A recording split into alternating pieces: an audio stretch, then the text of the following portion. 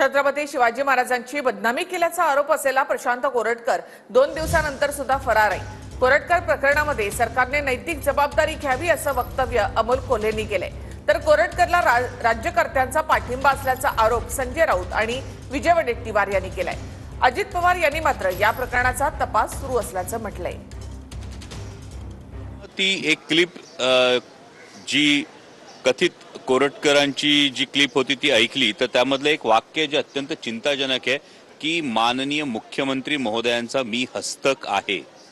पुढची सगळी वाक्य जी आहेत त्याच्या आधीचं हे जे वाक्य आहे हे वाक्य अनेकांच्या खरं तर मनात अनेक शंका निर्माण करणार आहे। जर अशा पद्धतीनं हे होत असेल तर मग माननीय मुख्यमंत्री महोदयांची सरकारची एक नैतिक जबाबदारी निर्माण होते आणि या नैतिक जबाबदारीला सरकारनं जागायला हवं अशी आमची भावना आहे। कायद्याचा धाकच राहिलेला नाही असं जे मी म्हणतोय। आता तो कोरटकर नावाचा एक प्राणी पळून गेला, सरकारच्या आणि पोलिसांच्या मदतीशिवाय तो पळून गेला का? इंद्रजित सावंतला धमक्या देणारा, शिवाजी महाराजांची बदनामी करणारा तो भारतीय जनता पक्षाचा थेट कार्यकर्ता आहे कोरटकर, त्याला पळवून लावलंय। आता कोणी म्हणतात तो मध्य प्रदेशमध्ये आहे, कोणी म्हणतात तो इंदूरला आहे, म्हणजे जिथे भाजपचं सरकार आहे तिकडे तो त्याला राजाश्रय मिळालेला आहे। हिंदू द्वेष जो ह्यांचा वारंवार जो सगळ्यांमध्ये दिसतो ना, तो त्याच्यामुळे आता त्याच्यातला हा भाग विजय वडेट्टीवार आहे। आमच्या नरेंद्राचार्य महाराजांबद्दल हा एकीने बोलणं याची लायकी तरी आहे का? त्याला हिंमत असेल ना की त्यांनी नाणेजमध्ये जाऊन बोलून दाखवावं, इथे रत्नागिरीमध्ये जाऊन बोलून दाखवावं, कपडे फाडून त्याला परत पाठवतील घरी या विजय वडेट्टीवारला। म्हणून या विजय वडेट्टीवारांना सांगेन, तू तुझ्या लायकीमध्ये राहा, तुझी जेवढा पगार आहे तेवढंच बोल, नाही तर उगाच महाराष्ट्रामध्ये फिरणं अवघड होऊन जाईल।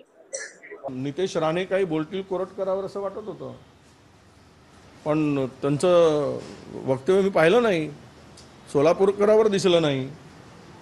त्याचं नितेश राणेचा तो बोलेल असं वाटत होतं मला ह्याच्यावर। त्या छिन्नमनी सोलापूरकरनी कोणाकोणाची नावं घ्यावीत, या कोरटकरांनी धमक्या देऊन महाराजांचा अपमान केला आणि महाराजांचा अपमान करणाऱ्यांना हे काय बोलणार आहेत की नाही? किमान 2-4 तरी या तुमच्यामध्ये नैतिकता शिल्लक असेल तर त्या कोरटकराच्या याला छिन्नमच्या सोलापूरकरच्या यांच्या चेहऱ्याला मारा, नाही तर सरकारला जोडे खायची पाळी येईल। अरे IPS IAS अधिकाऱ्यांच्या बदल्यामध्ये त्याला विचारून जर राज्यात होत असतील तर कोरटकर महान माणूस आहे। माझ्या अंदाजाने कोरटकर गुवाहाटीत राजश्रय असल्याशिवाय काही सगळं घडतं। तू काय घरातनं खिडकीतनं उडी मारून गेला की काय? कोरटकर आणि सोलापूरकरला जोपर्यंत चापट्या बसत नाही तोपर्यंत मनाला शांतीच मिळणार नाही।